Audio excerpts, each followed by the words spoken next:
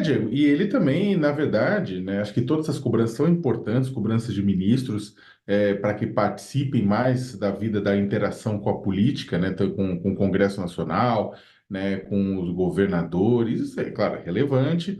Ele não citou o Alexandre Padilha exatamente para poupá-lo, né, que ele não fez uma cobrança pública dura em cima do Padilha para poupá-lo, nesse momento que ele está sendo atacado pelo próprio presidente da Câmara dos Deputados, Arthur Lira, mas no fim do dia, a principal pessoa que tem que fazer articulação política com o Congresso Nacional é o presidente da República, né? Nos mandatos Lula 1 e Lula 2, nos mandatos do Fernando Henrique, nos mandatos do Temer, principalmente, a Dilma não gostava muito de fazer isso, né? Mas você tinha um diálogo, né, com o Congresso Nacional, você tinha o presidente recebendo. Não sei se o pessoal sabe, muitas vezes um deputado, uma deputada, um senador, principalmente deputados, né, senadores também, mas principalmente deputados, eles querem ser ouvidos pelo presidente da República, querem ir lá, tira uma foto com o presidente, sabe, leva para sua base que conversou com o presidente, que levou a demanda, né? Tem toda uma articulação e isso é uma coisa importante, é saber ouvir os deputados, né, conversar e não apenas em jantares com liderança, né? Então, isso também vale, acho que a crítica vale para o Lula também, né? E para o Lula tem que sentar mais,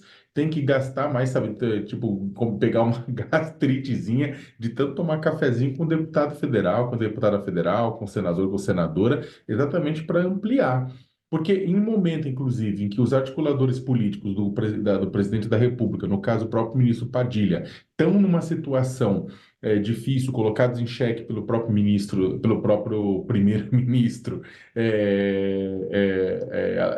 Arthur Lira, né, que é isso, que é a função dele nesse sentido, ele se coloca nesse ponto, assim, o presidente da Câmara como um primeiro-ministro do governo, o Lula vai ter que fazer, não adianta deixar isso na mão só do Haddad, do Rui Costa, do Wellington, do Padilha, de todo mundo. O Lula vai ter que, neste momento em que existe uma crise, né, uma farpas, sabe, tipo, saindo, né, faíscas dessa relação entre o executivo e o legislativo, e principalmente entre o legislativo e o judiciário, o Lula tem que entrar. Não para ficar defendendo o judiciário, para ficar defendendo, mas para melhorar essa relação entre os poderes, torná-la mais harmônica. É claro, tornar harmônica não é submeter um poder à vontade do executivo, ou submeter o executivo à vontade do legislativo, ou o judiciário ser hipertrofiado em comparação aos outros dois.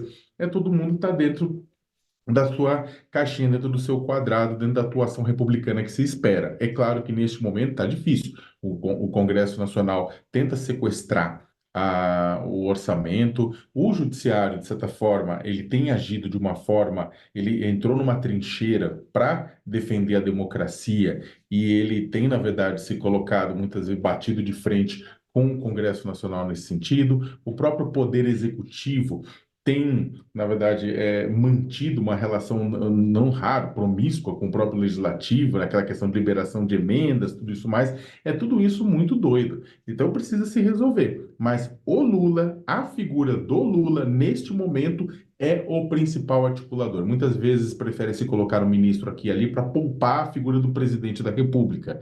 O próprio Alexandre Padilha é o Lula, ele é o anteparo do Lula diante do Lira. Mas não tem jeito, o Lula vai ter que sentar com os deputados, com as lideranças, tomar muito café e tentar parar arestas. Ô, Sakamoto, e essas cobranças públicas, né? O presidente Lula tem feito cobranças públicas aos ministros.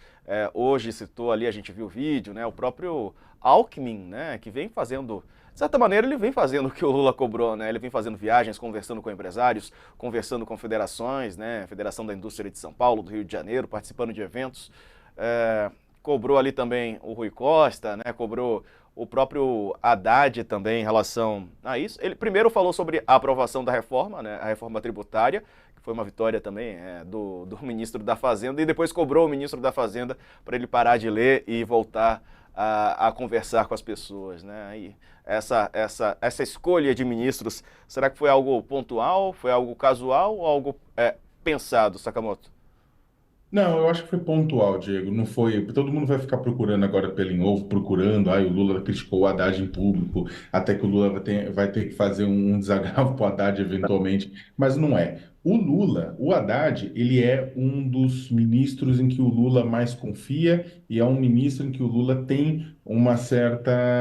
Ele deposita, né, confiança. E o Haddad, o Ministério da Fazenda é um dos ministérios em que mais houve diálogo com o Senado e com a Câmara Federal, tanto para aprovação do arcabouço fiscal, para aprovação da reforma tributária, né, para aprovação da taxação de fundos offshore ou de fundos exclusivos. Houve muito diálogo, houve muita conversa. A própria reforma tributária, o Haddad levou para a Câmara, houve uma parceria, né, com a Câmara e com o Senado muito forte. Então, não é uma coisa, não é que ele estava fazendo uma crítica falando, olha, o Haddad é o ministro que precisa.